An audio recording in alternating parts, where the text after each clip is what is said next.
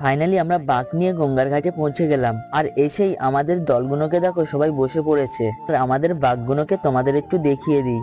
আর আমরা 13 জন এসেছি 3টে বাঘ নিয়ে। আর রনিদাকে দেখো বাঘে এখন লাইট লাগাচ্ছে।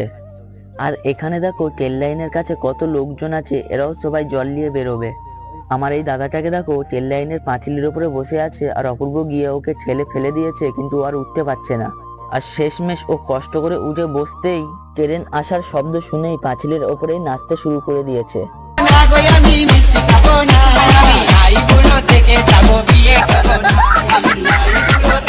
আর কিছুক্ষণ সবাই মিলে একটু ফটো তুলে নিয়েছিলাম। আর ফাইনালি আমাদের যেই জিনিসগুলো প্রয়োজন ছিল সেই জিনিসগুলো বাগবাজার দিয়ে কেনা হতেই আমরা সবাই এক এক করে জল তুলে নিলাম।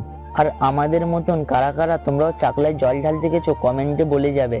আর ফাইনালি আমাদের সবকিছু রেডি হতেই আমরা বাঘ নিয়ে বেরিয়ে গেলাম, কিন্তু এবারে আমাদের বেরোতে খুবই দেরি হয়ে গেছে।